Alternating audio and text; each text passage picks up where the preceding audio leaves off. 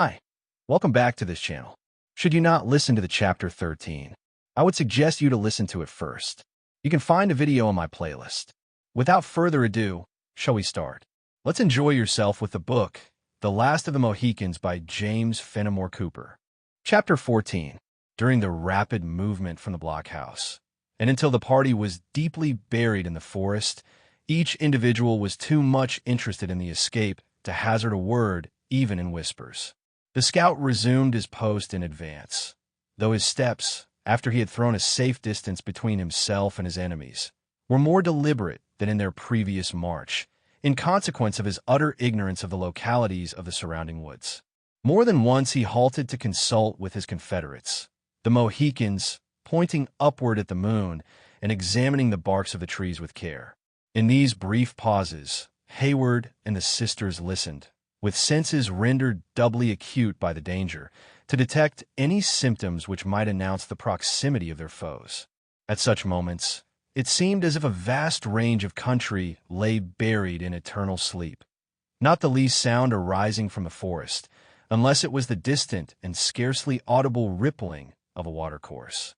Birds, beasts, and man appeared to slumber alike, if, indeed, any of the latter were to be found in that wide tract of wilderness.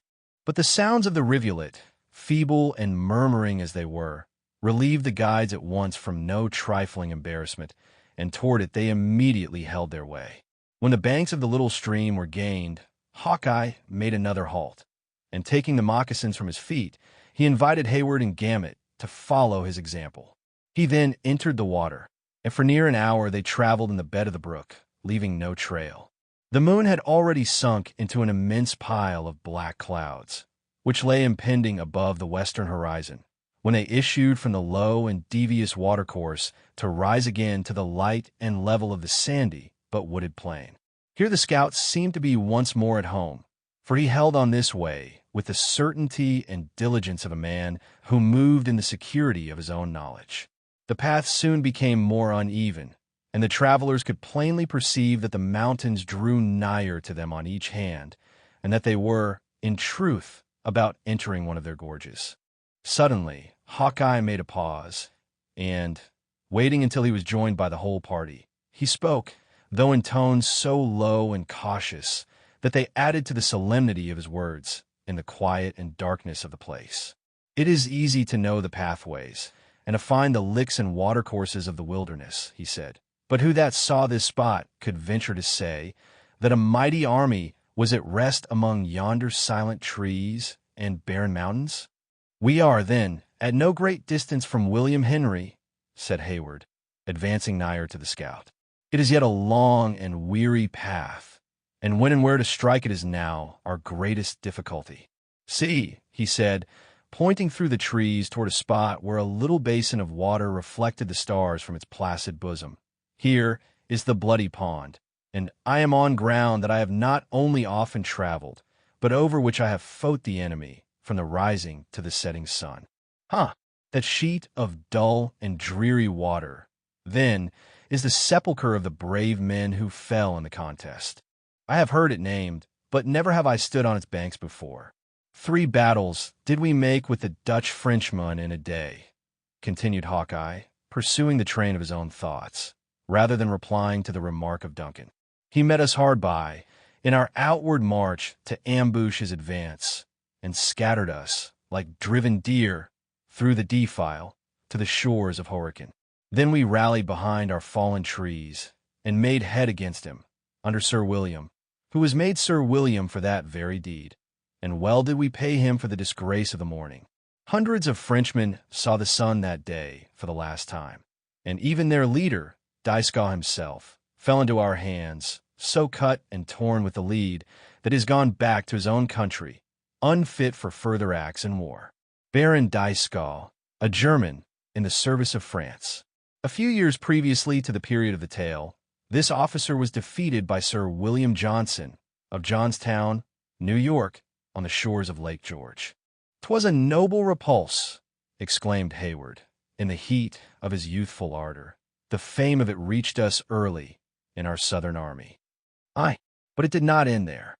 I was sent by Major Effingham, at Sir William's own bidding, to outflank the French and carry the tidings of their disaster across the portage to the ford on the Hudson. Just here away, where you see the trees rise into a mountain swell, I met a party coming down to our aid, and I led them where the enemy were taking their meal, little dreaming that they had not finished the bloody work of the day. And you surprised them? If death can be a surprise to men who are thinking only of the cravings of their appetites. We gave them but little breathing time, for they had borne hard upon us in the fight of the morning, and there were few in our party who had not lost friend or relative by their hands. When all was over, the dead, and some say the dying, were cast into that little pond. These eyes have seen its waters colored with blood, as natural water never yet flowed from the bowels of the earth. It was a convenient, and, I trust, will prove a peaceful grave for a soldier. You have then seen much service on this frontier? Aye, said the scout, erecting his tall person with an air of military pride. There are not many echoes among these hills that haven't rung with the crack of my rifle, nor is there the space of a square mile atwixt Horican and the river that Killdeer hasn't dropped a living body on, be it an enemy or be it a brute beast. As for the grave there being as quiet as you mention, is another matter. There are them in the camp who say and think, man, to lie still, should not be buried while the breath is in the body. And certain it is that in the hurry of that evening, the doctors had but little time to say who was living and who was dead. Hist, see you nothing walking on the shore of the pond?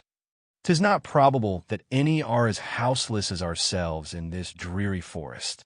Such as he may care but little for house or shelter, and night do can never wet a body that passes its days in the water, returned the scout, grasping the shoulder of Hayward with such convulsive strength as to make the young soldier painfully sensible how much superstitious terror had got the mastery of a man usually so dauntless. By heaven, there is a human form, and it approaches. Stand to your arms, my friends, for we know not whom we encounter. Que vive? Demanded a stern, quick voice, which sounded like a challenge from another world, issuing out of that solitary and solemn place. What says it? Whispered the scout. It speaks neither Indian nor English. Que vive? Repeated the same voice, which was quickly followed by the rattling of arms and a menacing attitude. France, cried Hayward, advancing from the shadow of the trees to the shore of the pond, within a few yards of the sentinel. D'où venez-vous? Où allez-vous? D'aussi bonne heure? Demandait the grenadier, in the language and with the accent of a man from France. Je viens de la découverte, et je vais me coucher. Êtes-vous officier du roi? Sans doute, mon camarade, me prends-tu pour un provincial? Je suis capitaine de chasseurs, j'ai ici, avec moi, les filles du commandant de la fortification. Ah ah, tu en as entendu parler. Je les ai fait prisonnières près de l'autre fort, et je les conduis au général.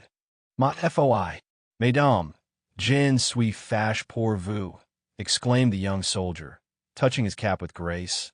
Mais, fortune de guerre, vous trouvez notre général un brave homme, et bien poli avec les dames. C'est le caractère de gens de guerre, said Cora, with admirable self-possession. Adieu, mon ami, je vous souhaiterais un devoir plus agréable à remplir. The soldier made a low and humble acknowledgment for her civility, and Hayward, adding a bonne nuit, mon camarade, they moved deliberately forward, leaving the sentinel pacing the banks of the silent pond, little suspecting an enemy of so much effrontery, and humming to himself those words which were recalled to his mind by the sight of women, and perhaps by recollections of his own distant and beautiful France. Vive la Vin, vive l'amour, etc., etc. "'Tis well you understood the knave," whispered the scout, when they had gained a little distance from the place, and letting his rifle fall into the hollow of his arm again. I soon saw that he was one of them uneasy Frenchers, and well for him was that his speech was friendly and his wishes kind, or a place might have been found for his bones among those of his countrymen. He was interrupted by a long and heavy groan which arose from the little basin, as though, in truth, the spirits of the departed lingered about their watery sepulchre. "Surely it was of flesh," continued the scout. "No spirit could handle its arms so steadily. It was of flesh, but whether the poor fellow still belongs to this world may well be doubted, said Hayward, glancing his eyes around him, and missing Chingachgook from their little band. Another groan more faint than the former was succeeded by a heavy and sullen plunge into the water, and all was still again, as if the borders of the dreary pool had never been awakened from the silence of creation. While they yet hesitated in uncertainty, the form of the Indian was seen gliding out of the thicket. As the chief rejoined them, with one hand he attached the reeking scalp of the unfortunate young Frenchman to his girdle, and with the other he replaced the knife and tomahawk that had drunk his blood. He then took his wonted station, with the air of a man who believed he had done a deed of merit. The scout dropped one end of his rifle to the earth, and leaning his hands on the other, he stood musing in profound silence. Then, shaking his head in a mournful manner, he muttered, "'Twould have been a cruel and an unhuman act for a white skin. But 'tis the gift and nature of an Indian, and I suppose it should not be denied. I could wish, though, it had befallen an accursed Mingo rather than that gay young boy from the old countries." "Enough," said Hayward, apprehensive the unconscious sisters might comprehend the nature of the detention, and conquering his disgust by a train of reflections very much like that of the hunter. "'Tis done, and though better it were left undone, cannot be amended. You see, we are too obviously within the sentinels of the enemy. What course do you propose to follow?" "Yes," said Hawkeye, rousing himself again. "'Tis as you say, too late to harbor further thoughts about it. Aye, the French have gathered around the fort in good earnest, and we have a delicate needle to thread in passing them. And but little time to do it in," added Hayward, glancing his eyes upwards toward the bank of vapor that concealed the setting moon. "And little time to do it in," repeated the scout. "The thing may be done in two fashions, by the help of Providence, without which it may not be done at all. Name them quickly, for time presses. One would be to dismount the gentle ones, and let their beasts range the plain. By sending the Mohicans in front, we might then cut a lane through their sentries, and enter the fort over the dead bodies." "It will not do, it will not do," interrupted the generous Hayward. "A soldier might force his way in this manner, but never with such a convoy.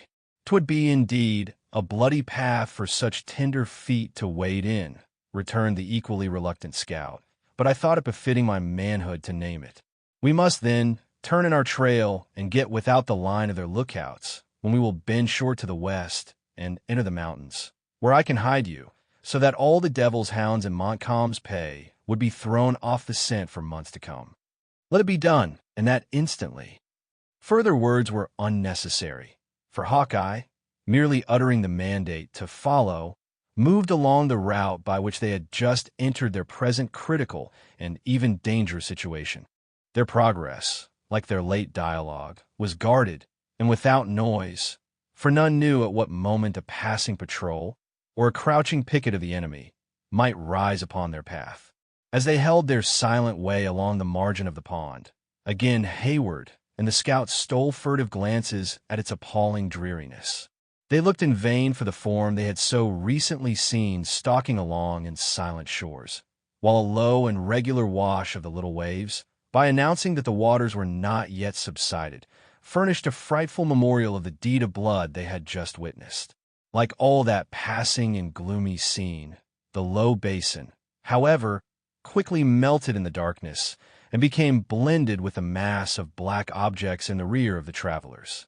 Hawkeye soon deviated from the line of their retreat, and striking off towards the mountains which formed the western boundary of the narrow plain, he led his followers, with swift steps, deep within the shadows that were cast from their high and broken summits. The route was now painful, lying over ground ragged with rocks, and intersected with ravines, and their progress proportionately slow. Bleak and black hills lay on every side of them, compensating in some degree for the additional toil of the march by the sense of security they imparted. At length the party began slowly to rise a steep and rugged ascent by a path that curiously wound among rocks and trees, avoiding the one and supported by the other, in a manner that showed it had been devised by men long practiced in the arts of the wilderness. As they gradually rose from the level of the valleys, the thick darkness which usually precedes the approach of day began to disperse, and objects were seen in the plain and palpable colors with which they had been gifted by nature. When they issued from the stunted woods which clung to the barren sides of the mountain, upon a flat and mossy rock that formed its summit, they met the morning as it came blushing above the green pines of a hill that lay on the opposite side of the valley of the Horican. The scout now told the sisters to dismount, and taking the bridles from the mouths and the saddles off the backs of the jaded beasts, he turned them loose to glean a scanty subsistence among the shrubs and meager herbage of that elevated region. "Go," he said, "and seek your food where Nature gives it to you, and beware that you become not food to ravenous wolves yourselves among these hills." "Have we no further need of them?" demanded Hayward. "See, and judge with your own eyes," said the scout, advancing toward the eastern brow of the mountain, whither he beckoned for the whole party to follow. If it was as easy to look into the heart of man as it is to spy out the nakedness of Montcalm's camp from this spot, hypocrites would grow scarce, and the cunning of a Mingo might prove a losing game, compared to the honesty of a Delaware. When the travelers reached the verge of the precipices, they saw, at a glance, the truth of the scout's declaration and the admirable foresight with which he had led them to their commanding station. The mountain on which they stood, elevated perhaps 1,000 feet in the air, was a high cone that rose a little in advance of that range which stretches for miles along the western shores of the lake, until meeting its sisters miles beyond the water, it ran off toward the Canadas, in confused and broken masses of rock, thinly sprinkled with evergreens. Immediately at the feet of the party, the southern shore of the Horican swept in a broad semicircle from mountain to mountain, marking a wide strand that soon rose into an uneven and somewhat elevated plain. To the north stretched the limpid, and as it appeared from that dizzy height, the narrow sheet of the Holy Lake, indented with numberless bays, embellished by fantastic headlands, and dotted with countless islands. At the distance of a few leagues, the bed of the water became lost among mountains, or was wrapped in the masses of vapor that came slowly rolling along their bosom before a light morning air.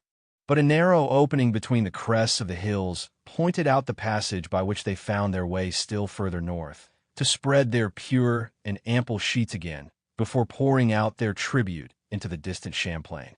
To the south stretched the defile, or rather broken plain, so often mentioned.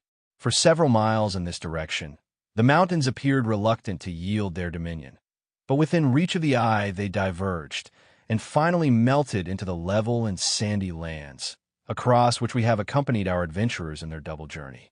Along both ranges of hills, which bounded the opposite sides of the lake and valley, clouds of light vapor were rising in spiral wreaths from the uninhabited woods, looking like the smoke of hidden cottages, or rolled lazily down the declivities to mingle with the fogs of the lower land.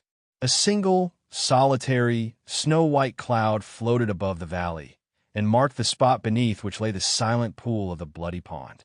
Directly on the shore of the lake, and nearer to its western than to its eastern margin, lay the extensive earthen ramparts and low buildings of William Henry. Two of the sweeping bastions appeared to rest on the water which washed their bases, while a deep ditch and extensive morasses guarded its other sides and angles. The land had been cleared of wood for a reasonable distance around the work, but every other part of the scene lay in the green livery of nature, except where the limpid water mellowed the view, or the bold rocks thrust their black and naked heads above the undulating outline of the mountain ranges. In its front might be seen the scattered sentinels, who held a weary watch against their numerous foes, and within the walls themselves, the travelers looked down upon men still drowsy with a night of vigilance. Toward the southeast, but in immediate contact with the fort, was an entrenched camp posted on a rocky eminence that would have been far more eligible for the work itself, in which Hawkeye pointed out the presence of those auxiliary regiments that had so recently left the Hudson in their company. From the woods, a little further to the south, rose numerous dark and lurid smokes that were easily to be distinguished from the pure exhalations of the springs, and which the scout also showed to Hayward, as evidences that the enemy lay in force in that direction. But the spectacle which most concerned the young soldier was on the western bank of the lake, though quite near to its southern termination. On a strip of land, which appeared from his stand too narrow to contain such an army, but which, in truth, extended many hundreds of yards from the shores of the Horican to the base of the mountain, were to be seen the white tents and military engines of an encampment of 10,000 men. Batteries were already thrown up in their front, and even while the spectators above them were looking down, with such different emotions, on a scene which lay like a map beneath their feet, the roar of artillery rose from the valley and passed off in thundering echoes along the eastern hills. "Morning is just touching them below," said the deliberate and musing scout, "and the watchers have a mind to wake up the sleepers by the sound of cannon. We are a few hours too late. Montcalm has already filled the woods with his accursed Iroquois." "The place is indeed invested," returned Duncan, "but is there no expedient by which we may enter? Capture in the works would be far preferable to falling again into the hands of roving Indians." "See," exclaimed the scout, unconsciously directing the attention of Cora to the quarters of her own father, "how that shot has made the stones fly from the side of the commandant's house. These Frenchers will pull it to pieces faster than it was put together, solid and thick though it be." "Hayward, I sicken at the sight of danger that I cannot share," said the undaunted but anxious daughter. "Let us go to Montcalm and demand admission. He dare not deny a child the boon." "You would scarce find the tent of the Frenchman with the hair on your head," said the blunt scout. "If I had but one of the 1,000 boats which lie empty along that shore, it might be done. Here will soon be an end of the firing, for yonder comes a fog that will turn day to night, and make an Indian arrow more dangerous than a molded cannon.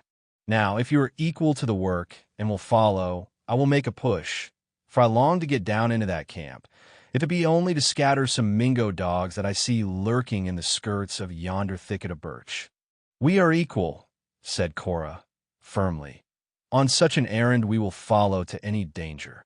The scout turned to her with a smile of honest and cordial approbation as he answered, "I would I had 1,000 men, of brawny limbs and quick eyes, that feared death as little as you. I'd send them jabbering Frenchers back into their den again, afore the week was ended, howling like so many fettered hounds or hungry wolves. But stir," he added, turning from her to the rest of the party. "The fog comes rolling down so fast, we shall have but just the time to meet it on the plain and use it as a cover. Remember, if any accident should befall me, to keep the air blowing on your left cheeks, or, rather, follow the Mohicans. They'd scent their way, be it in day or be it at night." He then waved his hand for them to follow, and threw himself down the steep declivity with free but careful footsteps. Hayward assisted the sisters to descend, and in a few minutes they were all far down a mountain whose sides they had climbed with so much toil and pain. The direction taken by Hawkeye soon brought the travelers to the level of the plain, nearly opposite to a sally port in the western curtain of the fort, which lay itself at the distance of about half a mile from the point where he halted to allow Duncan to come up with his charge. In their eagerness, and favored by the nature of the ground, they had anticipated the fog, which was rolling heavily down the lake, and it became necessary to pause until the mists had wrapped the camp of the enemy in their fleecy mantle. The Mohicans profited by the delay to steal out of the woods and to make a survey of surrounding objects. They were followed at a little distance by the scout, with a view to profit early by their report and to obtain some faint knowledge for himself of the more immediate localities. In a very few moments he returned, his face reddened with vexation, while he muttered his disappointment in words of no very gentle import. "Here has the cunning Frenchman been posting a picket directly in our path," he said, "redskins and whites, and we shall be as likely to fall into their midst as to pass them in the fog." "Cannot we make a circuit to avoid the danger," asked Hayward, "and come into our path again when it is past? Who that once bends from the line of his march in a fog can tell when or how to find it again? The mists of Horican are not like the curls from a piece-of-peep, or the smoke which settles above a mosquito fire." He was yet speaking, when a crashing sound was heard, and a cannonball entered the thicket, striking the body of a sapling, and rebounding to the earth, its force being much expended by previous resistance. The Indians followed instantly like busy attendants on the terrible messenger, and Uncas commenced speaking earnestly and with much action in the Delaware tongue. "It may be so, lad," muttered the scout when he had ended, "for desperate fevers are not to be treated like a toothache. Come, then the fog is shutting in." "Stop," cried Hayward. "First explain your expectations. 'Tis soon done, and a small hope it is, but it is better than nothing. This shot that you see," added the scout, kicking the harmless iron with his foot, "has plowed the earth in its road from the fort, and we shall hunt for the furrow it has made, when all other signs may fail. No more words, but follow, or the fog may leave us in the middle of our path, a mark for both armies to shoot at."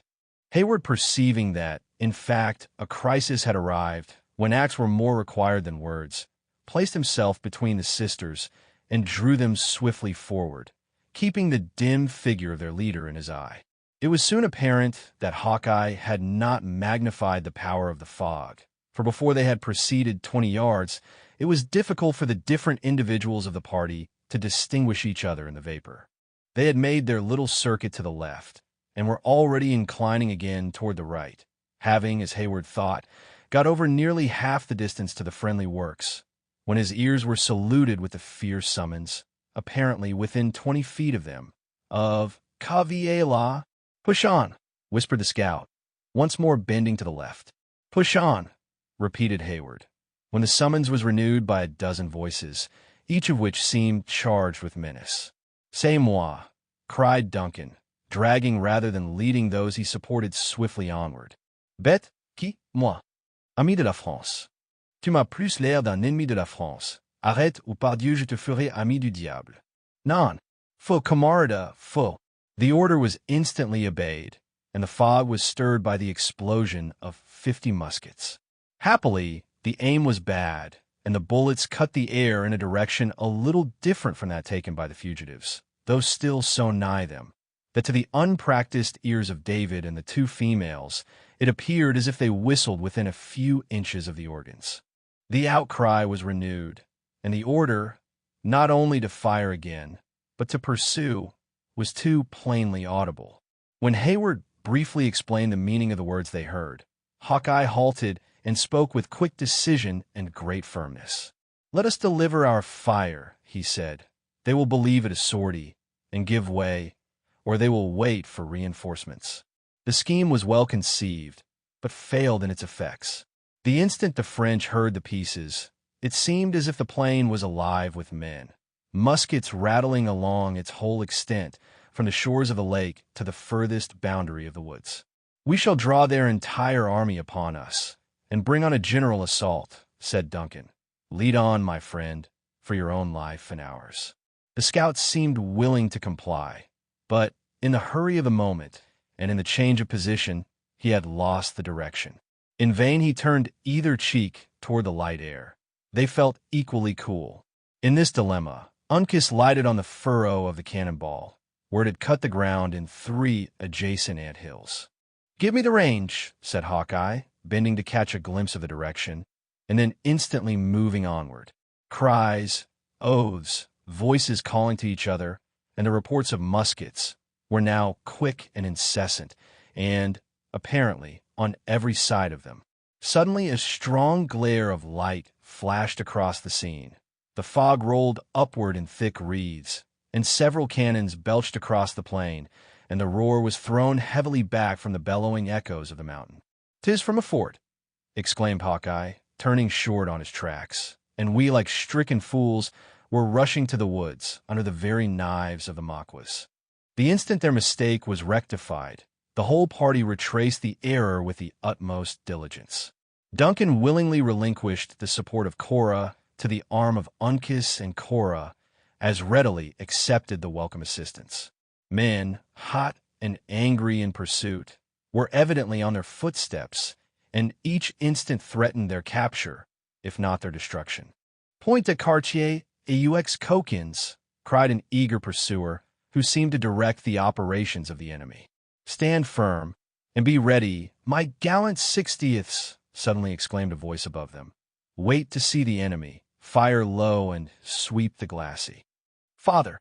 Father!" exclaimed a piercing cry from out the mist. "It is I." Alice, thy own Elsie, Sparrow, save your daughters. Hold, shouted the former speaker, in the awful tones of parental agony, the sound reaching even to the woods and rolling back in solemn echo. 'Tis she. God has restored me to my children. Throw open the sallyport.